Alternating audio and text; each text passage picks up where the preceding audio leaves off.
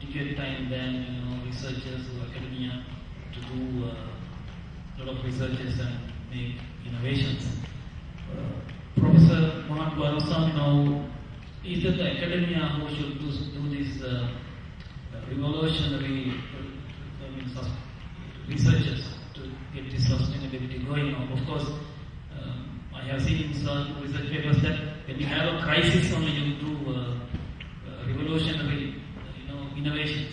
And in terms of sustainability, you are not in a position to go into crisis and do that. So, do you believe that academia should do this major innovations and practitioners to just do the evolutionary ones?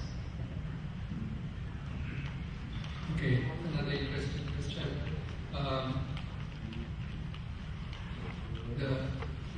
Some lawyers might call that a leading question.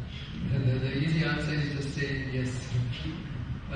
Academia to do one thing and industry to do another thing. But let's revisit. Why should they do different things? Academia should be concerned about industry. Academia does not exist in isolation. And academia also needs to not do just blue skies research, but they do need to do something relevant for not only long-term but also for the medium and short-term needs of industry and society. So we need to think about the societal needs. So we cannot just concentrate only on the blue sky stuff. We need to be in touch. Even to do the blue sky stuff, we need to be in touch with the current needs and then project the future needs and so on. So I would like to say that we need to work together. Of course, we might end up doing more on the longer term stuff, but we need to be in touch and do some of the short term stuff and convince industry that what we're doing is worth it for them. Otherwise, they're not going to buy into it. Already we do that in the first round. Legal framework in India, and do you find any specific laws passed to get these innovators protected or inventions protected? Yeah, actually, in India is a pretty strong intellectual property protection regimen in place, because in India we have a law and a good law for almost everything, but the issue is implementation, right? I think it's on when you come down to ground level, what happens is a different issue. But I think in the context of the construction industry, this is not a very significant issue the way things are. I can understand in the pharmaceutical industry there's a huge issue of intellectual property rights and patent regimens and so on, and big fights going on. And India has a little bit different patent laws compared to, say, the European countries and others, because we more protect the process rather than the product. And there's a lot of debate that goes on between these countries and the Indian context. But coming to the construction industry, as we already discussed, we've not been that innovative. There are not so many things that are coming out, and the products are so the bigger concern to me is, are there so many of these products that coming out that people are desperately trying to fight to protect their manufacturing rights and so on.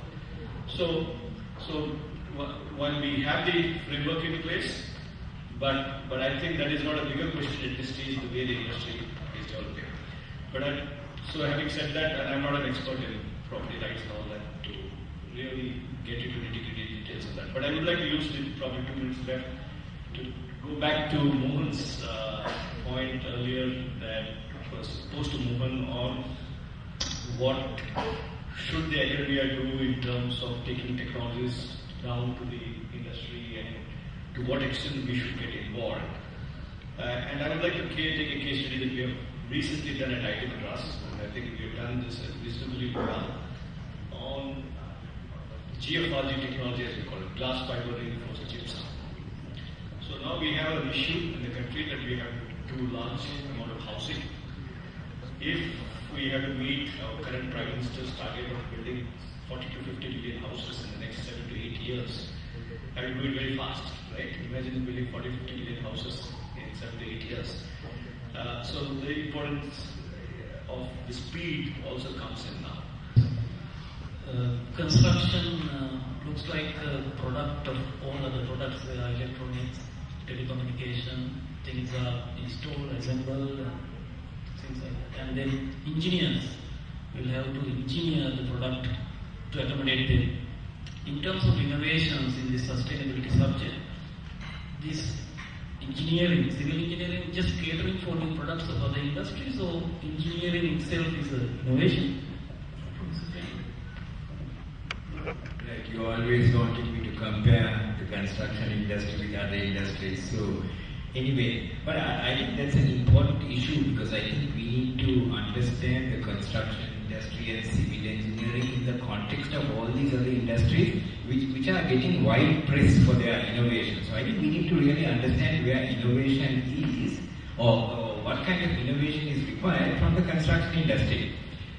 So just to be provocative, let me say that maybe you could say that in some ways that innovation is actually the enemy of sustainability.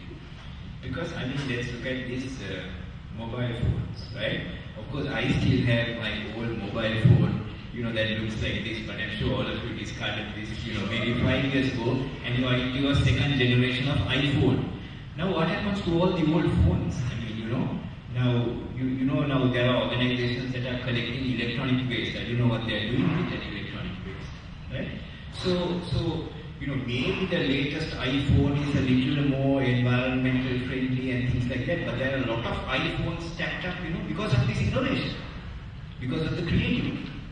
Now, our industry is very different. About 10 years ago in North London, there was a Hindu temple that was constructed that is supposed to have 1,000-year design life. 1,000-year design life. And we are always sort of looking at sustainability from that point of view. As Professor said, it is not contributed to sustainability. Anyway, Professor Steve put some thoughts onto these challenges of the sustainable development, and sometimes we used to go for cost-effective solutions which may not be sustainable, and sustainability always cost more, or what challenges we have? Okay, well, looking at your question where you mentioned rate of return, etc., I think this is focused very carefully on Hong Kong developers and their motivation. Now, 800 years and 3 days ago, the Magna Carta was signed, and that was the basis of the common law, which actually determined the rights of the individual. And so I think the issue we're talking about is individual cultures against collectivist cultures. And how do these organisations seeking maximisation of profit actually fit into society? And so I would put the question in this way, that the industry needs to understand creating shared value. Shared value is the key issue here, not just profitability. And creating shared value is about adopting policies and practices that create business value by tackling social issues and converting social issues into business opportunities. And I think that conventionally that seems to be done in 3 ways. Actually reinventing products or services or markets, redefining productivity and value chain, and enabling cluster development. Shared value, of course, good term, and it's a value proposition, this sustainability is. Now, construction industry, Dr. Andrew in Sri Lanka, if you get an example, we are having 225mm columns and we have 200mm bricks, and we fill the balance with cement mortar. And we waste a lot of sand and cement. And we are going on for a long period of time. And we have no standard brick even. And construction industry is going with same thing for a long period of time without diffusion of it, without looking at the needs of the sustainability needs. And do you think this is the nature of the construction? That is how it goes? Thank you. Yeah, perhaps to go back on the historical references, just after Magna Carta, there was a famous English writer you might have heard of, a guy called Shakespeare, and he said there is a tide in the affairs of man, and when taken at flood can lead to fame and fortune. And I think, having been in the education industry for 25 years, I think we're at the time of flood. I think the tide of technology is going to lead to massive change over the next decade. For me, I did an MSc about 20 years ago. 20 years ago, we were talking about 3D CAD, industry foundation classes, expert systems, the role of the internet, distributed information. That was 20 years ago. And after that, I decided, well, I'll go back to my university and I'll introduce this into the curriculum. My colleagues thought I was bonkers. Why students don't need to know anything? Here we are 20 years later, and everybody is talking about industry foundation classes, BIM protocols, methods of changing information between design and facilities management. So I think now we're seeing, like no other time in the past, a real opportunity for change. And I think we're seeing the more innovative companies are now recognising that their change is not going to come from within the disciplines they've looked at in the past, which is maybe civil engineering departments, maybe construction departments, but they're looking outside of those departments to areas such as IT, computing, maths, biology. We've got some research at our place looking at how sludge breaks down using biological factors. Thank you, Dr. Andrew, and let us get a summary of what we have discussed from Professor Swami, and then thereafter we can go for a question and answer session.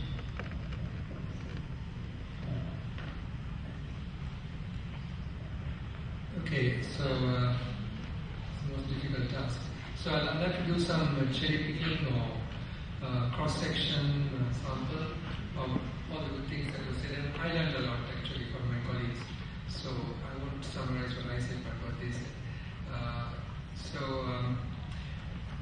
One of the common threads I noticed was there is a consensus. At least two people said that we are a conservative industry, and Andrew said it, Satya said it lags behind, and so on. So we need a bit of a jolt, we need a kick in the pants. And one thing that came out, which can provide that kick in the pants, is what Priyan said. That, another way of saying it is, there's an elephant in the room, but we haven't seen it. So we complain that we don't have the opportunity and so on, but we do have a big opportunity. Remember what Professor Priyanka said, that every project is unique. So unlike the motor car industry, for example, which does innovate, but once they innovate and the factory starts rolling out, they have to do the same product. But we have the unique opportunity, we have a different product every time. So we have the opportunity to innovate, and we don't use it. So, okay, there are restrictions. There is a context, there is a culture. As Steve said, that if we do submit innovative design to Hong Kong buildings department, it will take 6 months longer to approve. So there are the restrictions, but we've got to change that context, that culture, because actually it's one of my topics too, the shared value, the common value of the society. How we've got to identify that and then target it. So if we can get the whole industry, society, and okay. So you can ask questions from the panelists. Is any mic in the floor? Any of your mics? Yeah, it's available.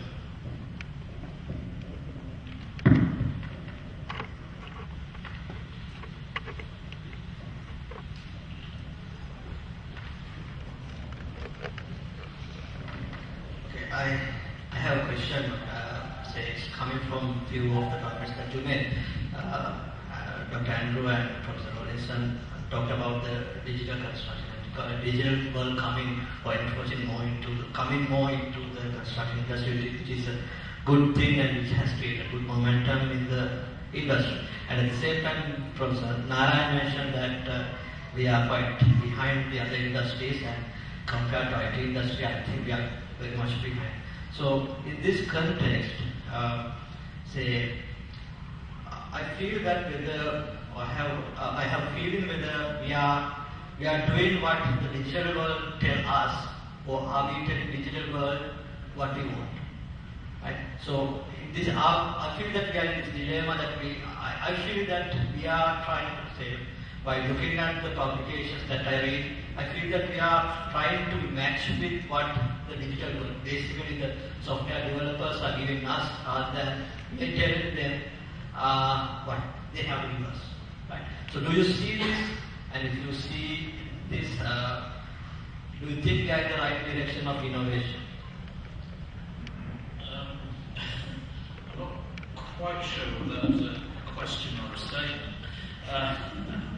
I think the big issue in any problem is putting it into the local context and the local expectations, and then determining what I alluded to earlier, where is the shared value? Can we produce something new or different which actually fits our circumstances? Because there is no one solution, and solutions won't fit different contexts. So we have to be very, I think, analytical in the way we go about driving the industry forward and choosing the directions we wish to go. And that's got to be driven by our own resources and our own perspective, I think. But I'm not sure whether that answers your question. Then we, giving all the requirements in the IT industry, developing products for us, right? That's the question. And I think what you're saying is right. Is it if you look, for example, in India, the IT industry is supposed to be very strong there and so on. But the construction industry hardly uses any of those IT products, or they hardly drive any of those IT development. Right? It's all for the banking sector, financial sector, services sector, and so on. But there's hardly anything. Many of these big IT players hardly have a constructions related strong teams. They have, if someone is asked them for a project, but it's not getting driven. So I agree with you that we are trying to adapt what is available there and see how it fits into us, rather than we driving their innovations or their products. Yeah. Thank you very much for the very interesting panel discussion. So this is not a question, we want to just adding something about your discussion. In this, the building construction, actually, I agree with Professor Priyanda's agreement. We need to think about the longevity of our buildings. Actually, in one of my research, I have considered this one. We have designed the buildings in long, 100 years lifespan. And what we have thought about the flexibility, change of how we can change the building for future change of use. So there are some concepts like those open building concepts designed for change of use. So those research-wise, there are some good context, but practice-wise, the application is very, very poor. So that is the gap in this type of thing. So in that case, it might apply for the phone case as well. So if we can think about the design for disassembly in this, so that's those things. So it's really interesting. Thank you very much. Thank you. And we have an architect in the audience, so we can give him the mic, Professor. Similar, you can give some comments on that, at least, or if you have any other questions. This may be the last question that we can entertain. I was just thinking about, before you asked the question, about the Chinese pagodas and temples. You know, they have been renovated seasonally by replacing the rotten timber parts of pieces. As Professor Priyanka has said about the broom of the sticks, you can change the head or the handle and keep on keeping the same thing, so that it's another way of longing the lifetime of a building or a product or something. Thank you very much.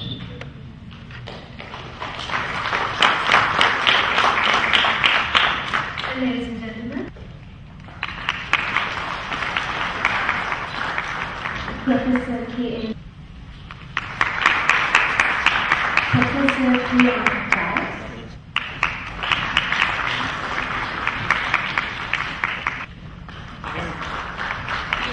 Dr. Andrew Ross, and our panel moderator, Dr. Anthony Server, live.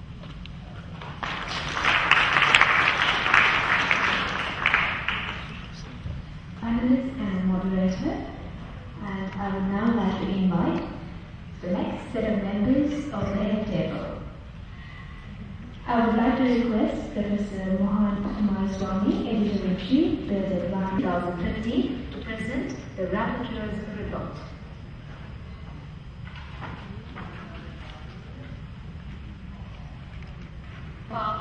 Symposium. The two of us are here today to do a brief recap of what we have discussed and shared between these 1.5 days. So we started our symposium yesterday with the inauguration and the keynote address from Professor Ananda Jayawardena, the VC, the Vice Chancellor of University of Moratuwa. So he talked about the responsibility of educators, researchers and innovators, practitioners and various other stakeholders. First one, we had human resources in construction, and that we had basically 5 papers addressing 3 different areas.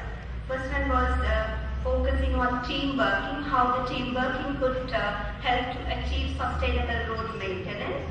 And under that, the researcher focused on the team features and sustainable or the road maintenance process and different activities of road maintenance process. And moving on to the next theme, which is construction cost management.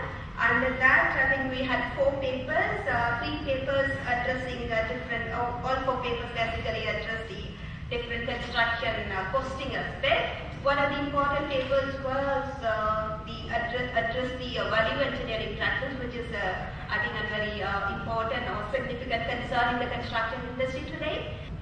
And moving from that, the next theme was project management, and that there were 4 different papers.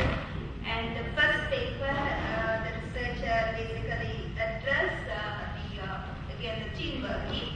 And then they found that the team with the highly experienced professionals working together would increase what you call the green building rating.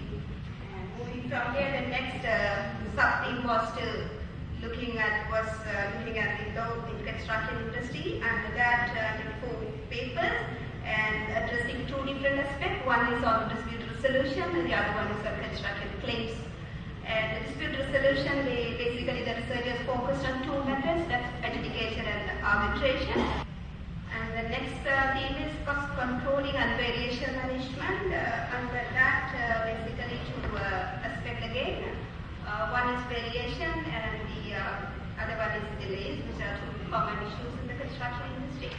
And the papers, 2 papers focused on causes and strategies to minimize variation. And the last one, the last one of my section is facilities management theme. Under these, I think there were 4 different papers addressing mainly the different aspects of improving building facilities. And so under that, the first paper addressed the factors affecting the effectiveness of maintenance building services. On the theme of sustainable built environments and green buildings, there was focus on issues of indoor environmental quality, CO2 emission targets and water efficiency. So researchers talked about how improved air and acoustic quality can improve the productivity of occupants, especially in green certified office buildings in Sri Lanka.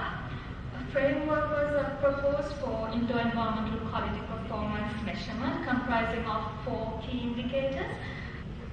So the next theme was on sustainable construction practices. So under this theme from India, we had insights on the use of lean concepts on improving environmental performance of ready-mixed concrete. And our colleagues from the UK who focused on concurrent engineering highlighted how effective communication is acting as a main barrier. Sustainable materials and technology. Again, we had an interesting mix of perspectives from different countries. We had researchers from Singapore who presented their findings on more durable and high-performance concrete mix designs, and the need to consider alternatives to ordinary Portland cement based upon the location in which you are going to use your concrete was an interesting point that they had to make. Urban planning and development. In Sri Lanka, as most of you may be aware, currently many resettlement projects are underway following the conclusion of the 30-year-old conflict. So research in this area actually highlighted that establishing legal ownership through proper documentation and effective utilization of funds. And under the theme of construction procurement, we had insights from Sri Lanka and India on how we can make the public sector procurement more sustainable. There were suggestions for restructuring the public-private partnership processes, especially to better support the achievement of sustainable development goals. And the last theme was building information modeling, and here we have had researchers from Malaysia and Sri Lanka who shared their experiences in relation to best practices in BIM implementation as well as practical use of BIM and its effectiveness in achieving project KPIs, or key performance indicators.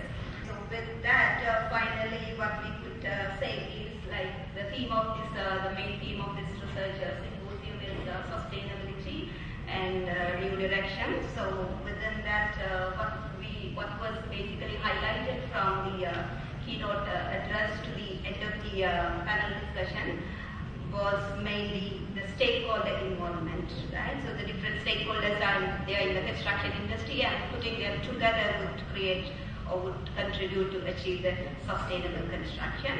And in addition to that, with their involvement, there needs to be efficient communication between the stakeholders in order to achieve the sustainability.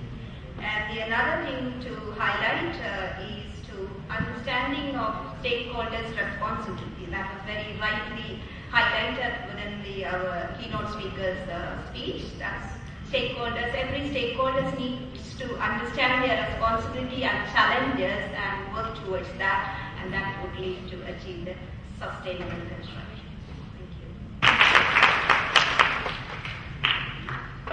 CIB is the International Building Council, a group of research centres and universities which voluntarily do research into various aspects of construction and construction technology.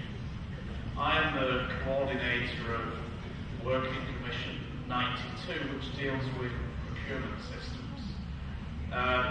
By procurement, we take a big picture view, not just project delivery, but industry, sustainability and viability. We also work with a number of other commissions, W102, which deals with culture, 78 deals with information technology, TG72, Mohan will talk about shortly, deals with PPPs, management and construction economics, safety, they're all working commissions. Why am I a member of W92? Well, actually, it's the most fun group to be a member of. We organise conferences all over the world. Satya hosted one in IIT Madras some years ago. I hosted one in Hong Kong. We've been to Australia, Thailand, UK, a bit more on that one, Chile, and Andy Ross reminded me the best conference of all was in Trinidad and Tobago in the West Indies. We don't just have fun, we do publish things. There are a couple of books coming out on PPPs shortly. Our next meeting will be in London in November. Because it's in London in November, I won't be there. It's going to be too cold for me.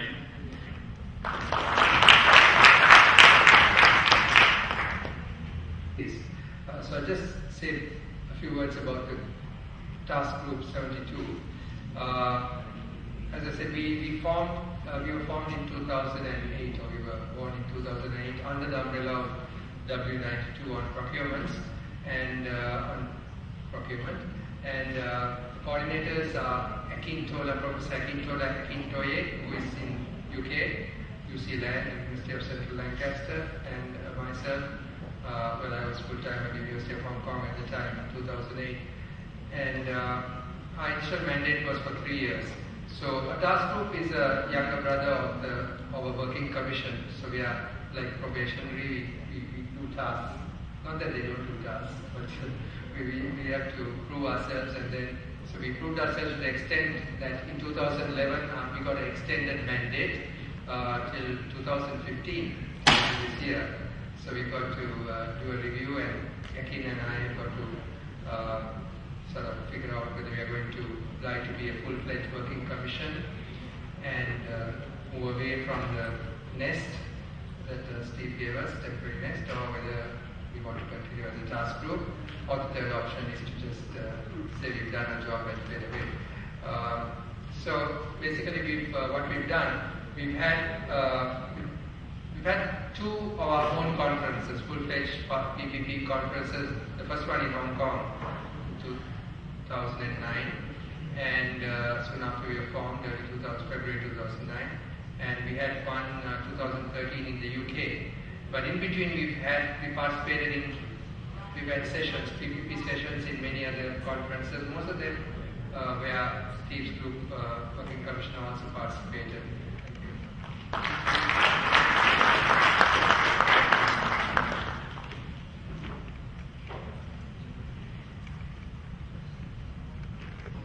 I hope most of you saw this leaflet, picked it up either at the registration desk or on your chairs yesterday. So this is about, this is the journal Built Environment Project and Asset Management. So this gives a little write-up about that. So the history of this, it started in 2011. It was conceived in 2010, born in 2011.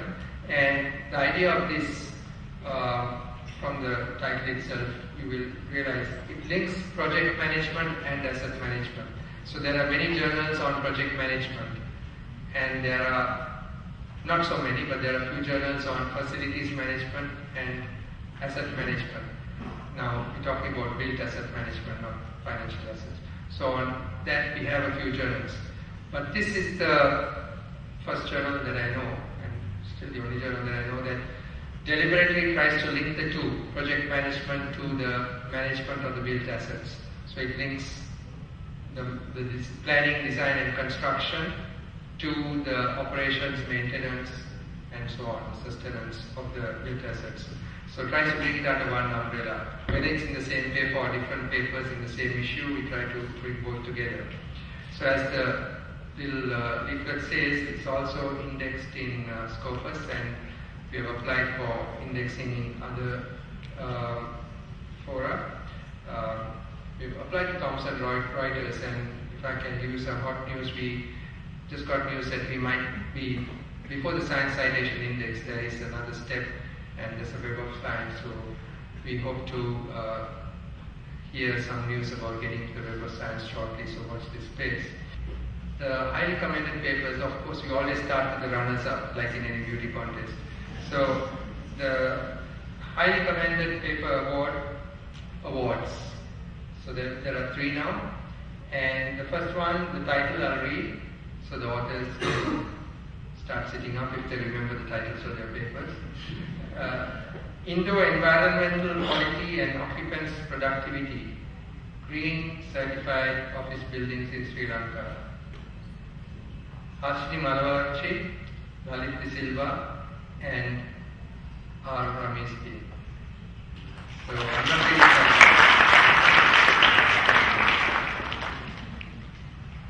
the other one, there is no 1, 2, 3, it's all highly commended.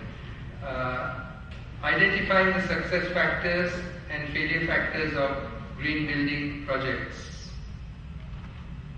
Vignesh Venkataraman and Chef C.P. Chen. So, just context. The first one was from Sri Lanka, second one is from Hong Kong. No bias, just good papers. So Vignesh is here. Chuck Cheng, who I happen to know, is in another university in Hong Kong University of Science and Technology. The other one, highly commended, effect of accuracy and timeliness of information on performance of contractors. Chiapalan Suintini and Himanshu Rangajan.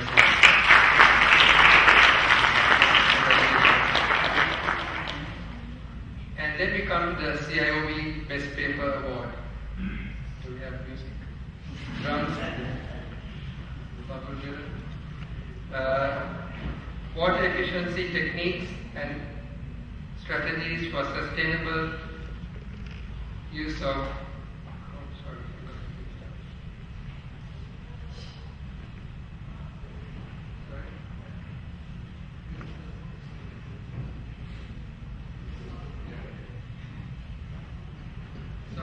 mistakes do happen.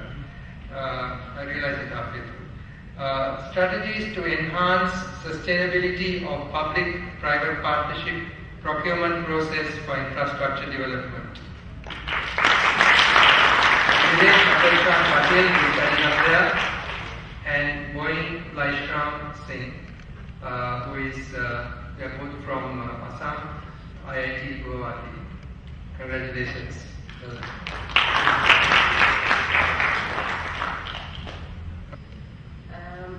It is indeed a great pleasure and privilege for me to announce this CIOB Best Paper and Best Presenter Awards. First of all, let me thank CIOB for giving this arranging these two awards, Best Paper Award and Best Presenter Award, for the fourth consecutive time. And it is a great, I feel it will be a great opportunity for our presenters, or maybe a kind of a gift for all of these presenters or the winners. Let me say a few words on this selection procedure. The CIOB Best Paper Award was chosen by the scientific committee, and the decision was strengthened by the feedback that we received from scientific reviewers and rapporteurs. And also the Best Presenter Award was again selected by the scientific committee, and based on the feedback that we received from session chairs and again from sub-rapporteurs. And the selection was not an easy task at all. Even during this panel discussion, I was really busy with going through few selected papers before taking a decision. And also, Professor Mohan Kumaraswamy also helped me in selecting these papers by giving his feedback. So, with that note, I'm happy to announce the CIOB Best Paper Award, which goes to the paper titled Water Efficiency Techniques and Strategies for Sustainable Use of Water During Construction Phase of Building Projects, quoted by KTAS Vaidasekara, Lalita Silva and Armanisti. CIOB Best Presenter Award goes to Vacant Buildings in Infrastructure Projects, Strategies for Reuse, Vaishali Anand. So as Professor Kumaraswamy mentioned earlier, all the awards will be presented during the cultural dinner. So I invite all the award winners with their co-authors to be present there in the dinner. And I would like to congratulate all the winners of CIOB Award and their outstanding achievements, and I wish them every success in the future. Thank you. Thank you very much, Dr. Yasanika Sandananis. It is indeed a great pleasure for me to deliver this vote of thanks as a Symposium Scientific Committee co-chair. As you know, all good things will come to an end. Similarly, we have now come to the end of successful symposia, and I believe this symposium has provided a precise opportunity for researchers and practitioners to share their knowledge and experience. The symposium would not have been a success if not for the collective effort of many organizations and individuals. First, I would like to extend my gratitude towards the Chief Guest, Honorable Ravi Karunanayake, Minister of Finance, Guest of Honor, Mr. Upul Jayasuriya, Chairman, Board of Investment, Keynote Speaker, Professor Anand Jayawardena, Vice Chancellor, University of Moratuwa, Mr.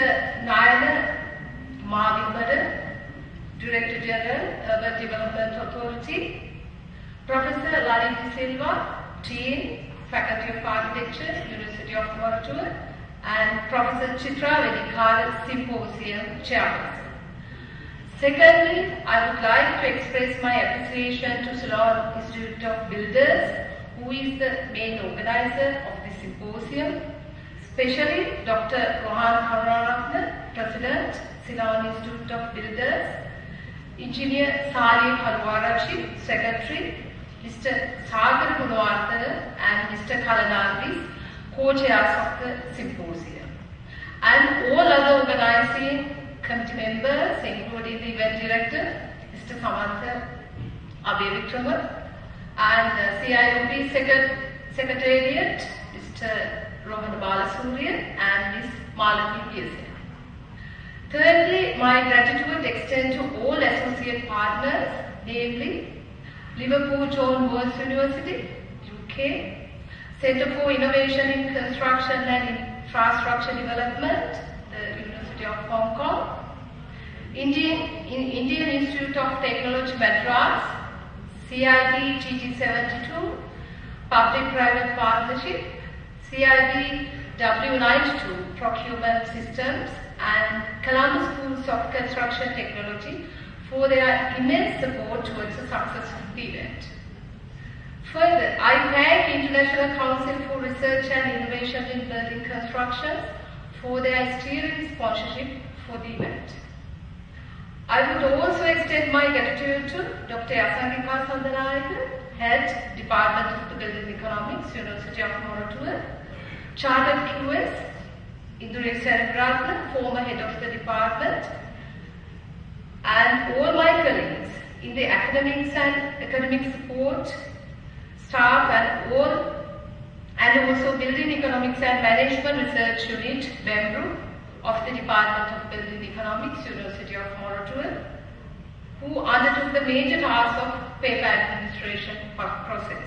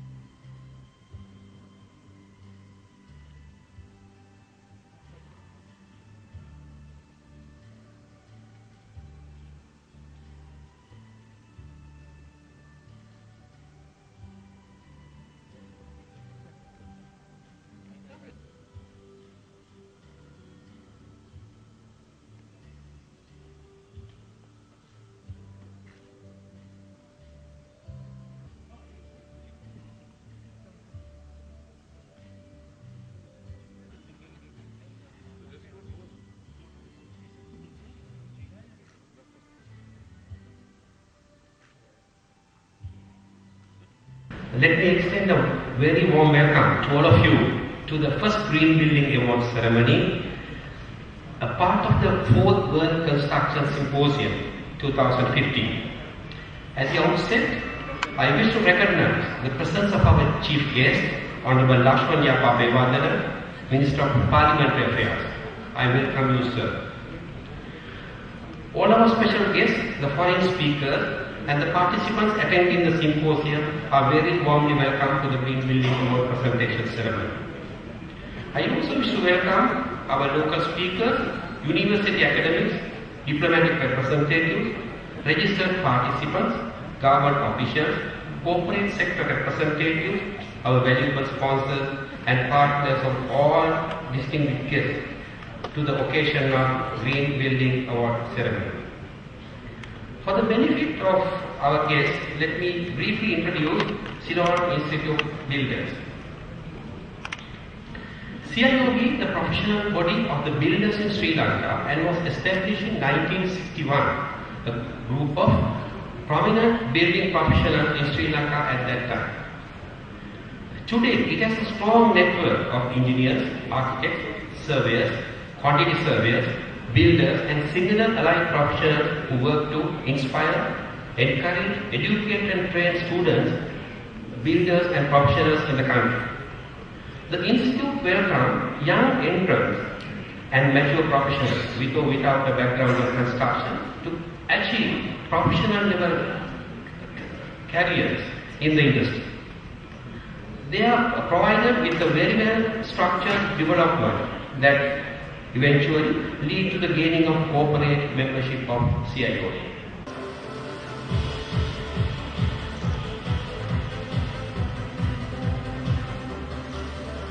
Radio package of green building projects, Vignam Venkataraman and Jack C.T. Chair.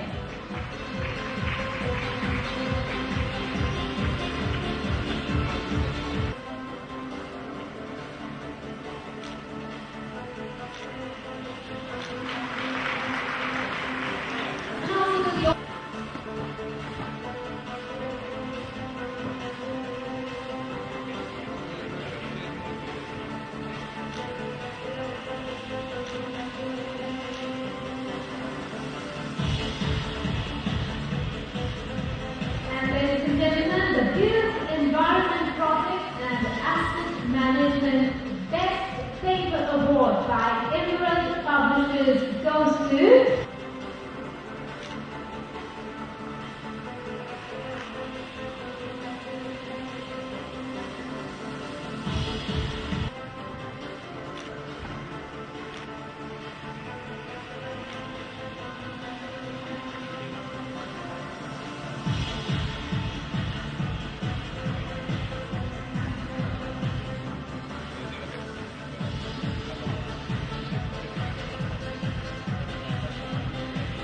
and the CIOB.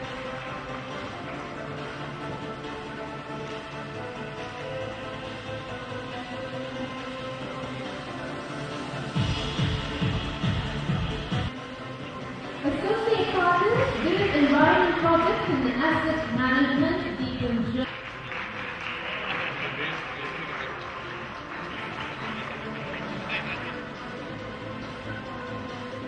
Associate partners, University of Hong Kong and CIB Working Commission 9.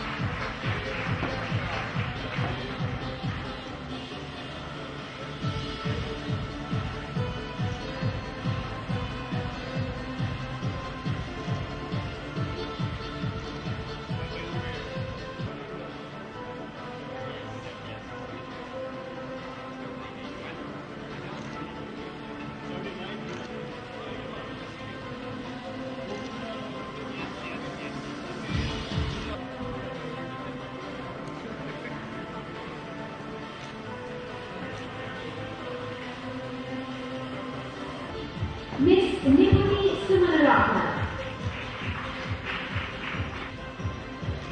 Miss Kaushanya, Miss Nishanti Anuradhika, Rutini Jaisingha, Purni Hisanaka,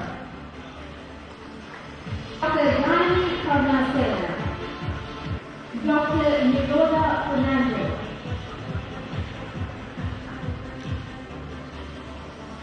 Last but not the least, Dr. Yaslamika Sandhanatha.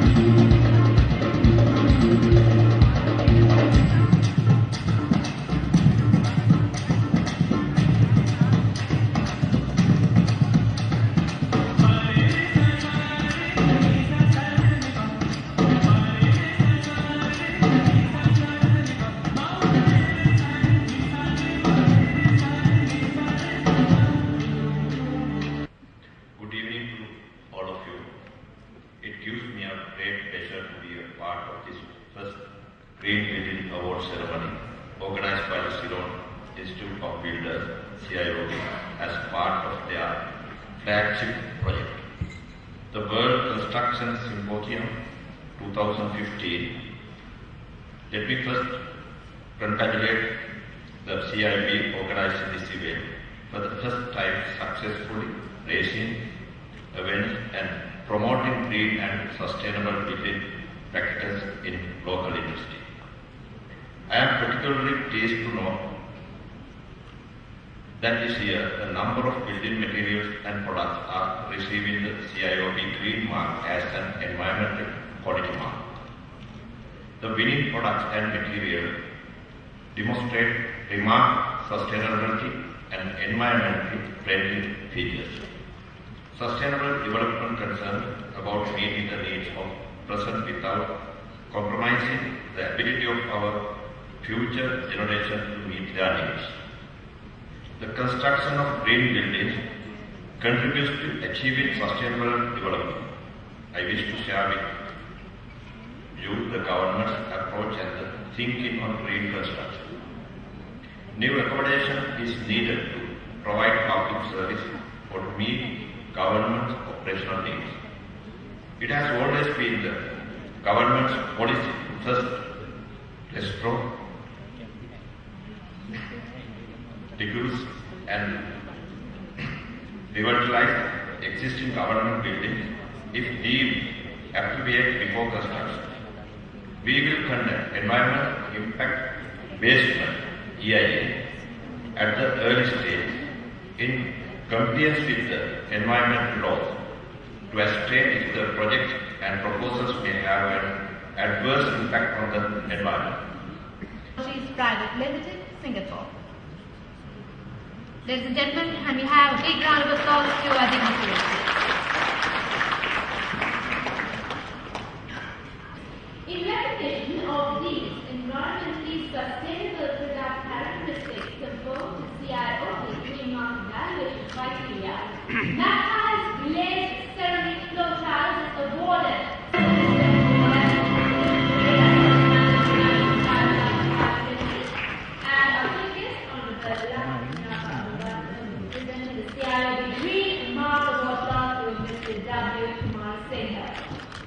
This is the moment where we applaud. The office is awarded the CIOB Green Mark Bronze Award to receive the CIOB Green Mark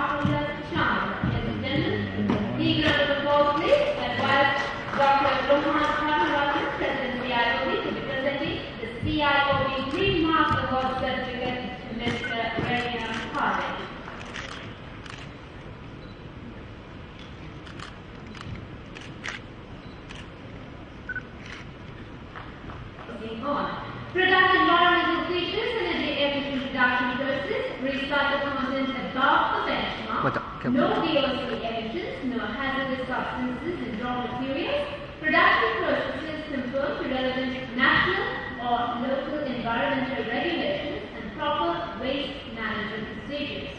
In recognition of these environmentally sustainable product characteristics conform to CIOP Green Mark evaluation criteria, Benora Power Panels is awarded CIOP Green Mark Silver Award. Ladies and gentlemen, please give them a big round of applause. Then Martin, Sagar in the Washington Staff Managing Director,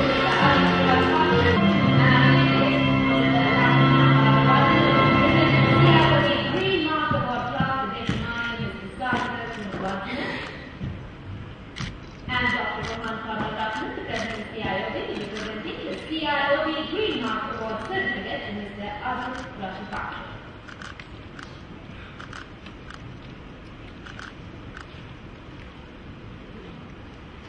VOC monitoring and comply with standards during manufacturing, use recommended adhesives, and the face fiber is solution dyed and contains low heavy metals, certified by the Singapore Green Labeling Scheme and CRI Green Label Plus certification. In recognition of these environmentally sustainable product characteristics conform to CIOB Green Mark evaluation criteria, True Value High-Mark Carpet is awarded CIOB Green Mark Silver Award. I call upon the gentleman, Mr. A. M.A. Rizvi, and Mr. Kamal Hasti, who are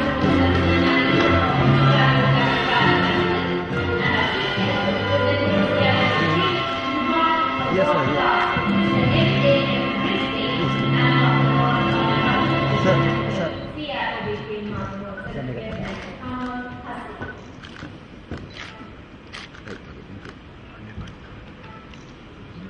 Considerable energy saving in manufacturing process, natural lighting and ventilation is used in the factory, 95% of local scrap copper reused for the process, production processes conform to relevant national or local environmental regulations on preventing air pollution and water contamination. Product recycled content is more than 90%, product life is more than 30 years. In recognition of these environmentally sustainable product characteristics conform to CIOB Green Mark evaluation criteria, Orange Cables is awarded CIOB Green Mark Silver Award. I call upon Mr. Vishal Fernando, Senior Manager, Business Development Manager, Industrial, and Mr. Lankar Dilankar, HR Manager, Private Limited on stage, please.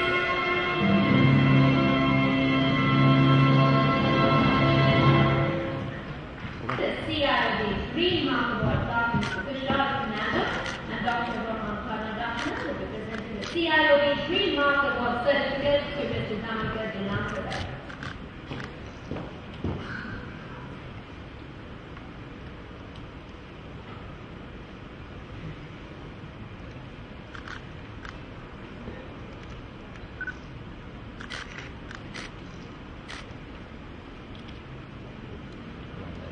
Más pobre, interpretar el sentido de las palabras que me dedican, pero el calor de tu mirar me hace sentir como la más bella señorita.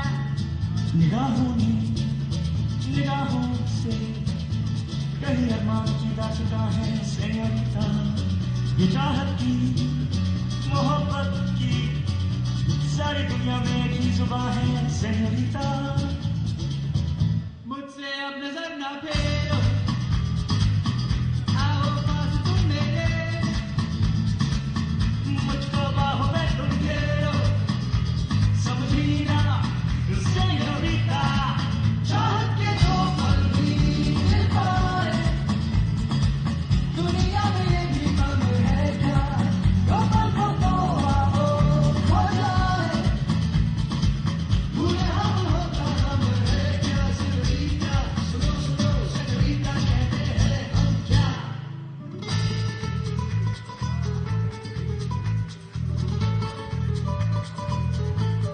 Hong Kong, and Mr. Lu Jinping, Executive Director at Material Technology.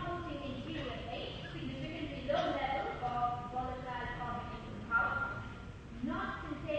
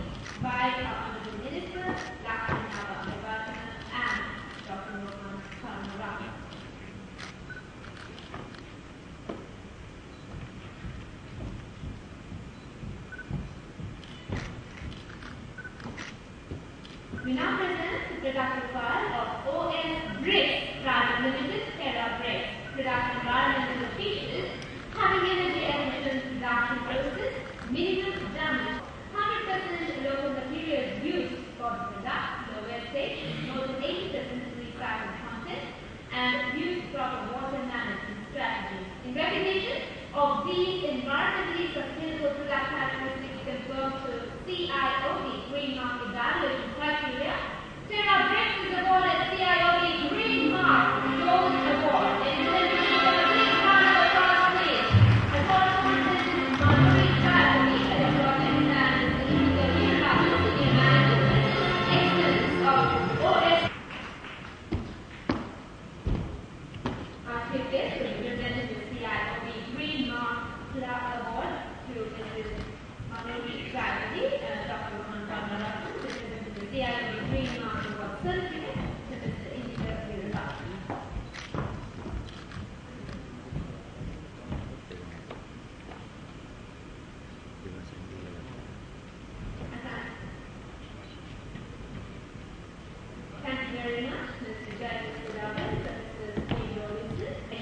Minimize greenhouse gas emissions, comply with CEM2 standards having 26% fly ash content, reduce use of virgin materials, use of biomass power, and an alternative power source.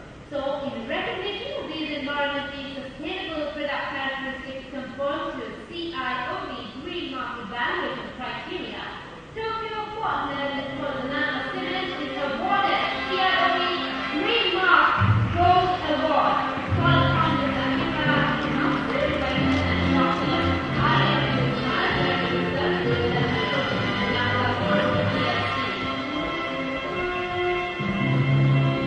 Honorable Minister, representing the CIOB Green Mark Award class, Mr. Amira Council and Dr. Rohan Panaratan, presents the CIOB Green Mark Award certificate to Dr. I.M. Ismail.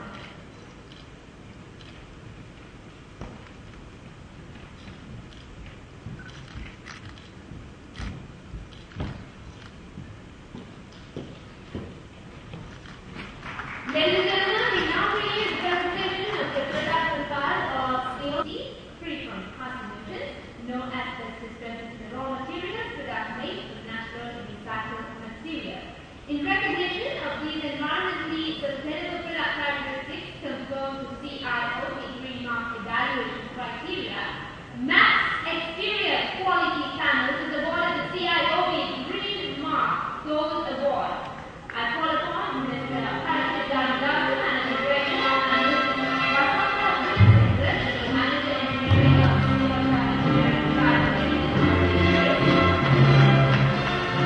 Artistic, Honorable Dr. Nava presenting the CIOB Green Mark Award class to Mr. Patrick Gardner and Dr. Rohan Kamiratan present the CIOB Green Mark Award certificate and Mr. Vasanta Vincent. Ladies and gentlemen, they deserve a round of applause.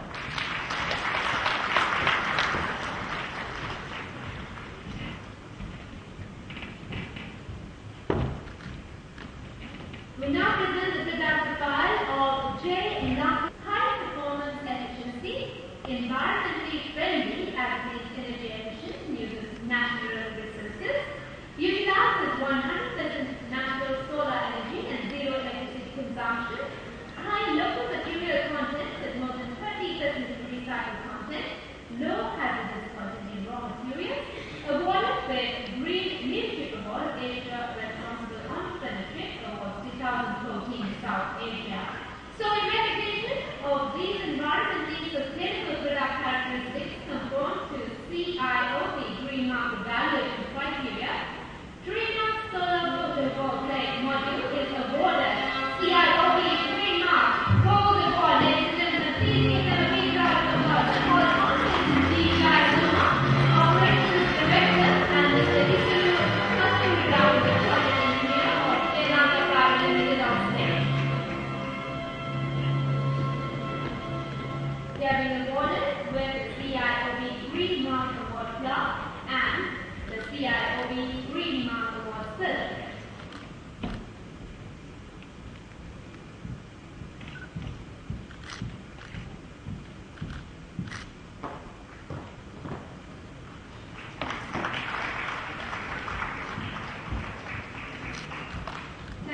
very much Mr. Colin August and Professor Mohan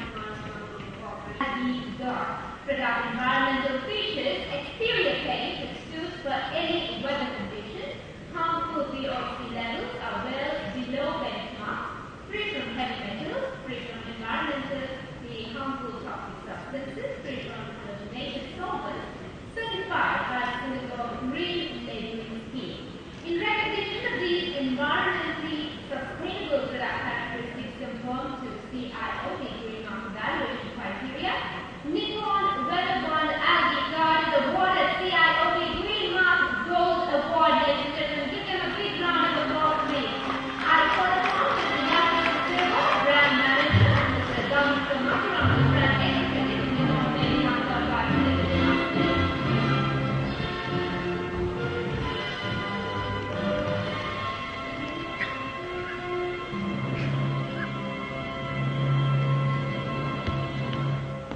and they will also be awarded in the CIOB Green Mark Award Club and the CIOB Green Mark Award Certificate.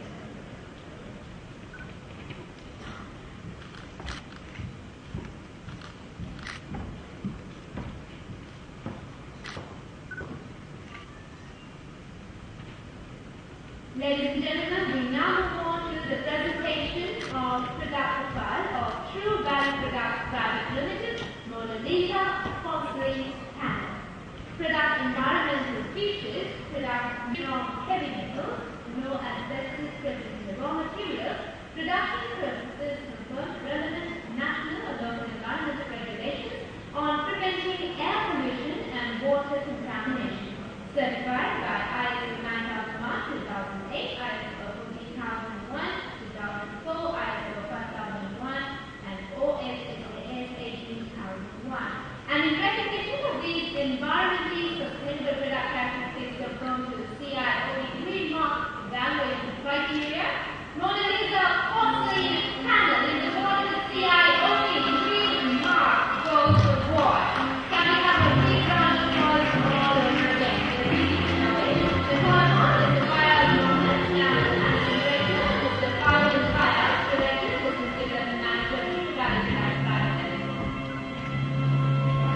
They are also being awarded with the CIOB Green Mark Award Club and the CIOB Green Mark Award Certificate.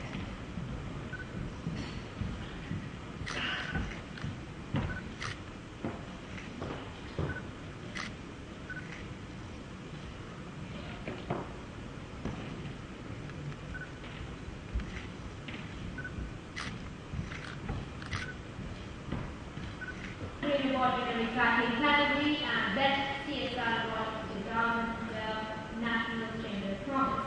So in recognition of these environmentally sustainable product characteristics conform to the CIOB Green Mark evaluation criteria, CFL Recycling now is awarded the CIOB Green Mark Gold Award. I call upon this CR Group and the CIOB Green Mark Award Certificate.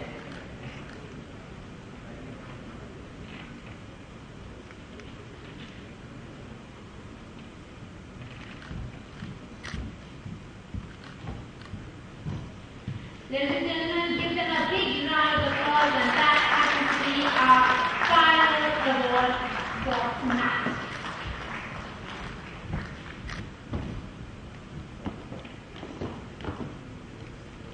And I would like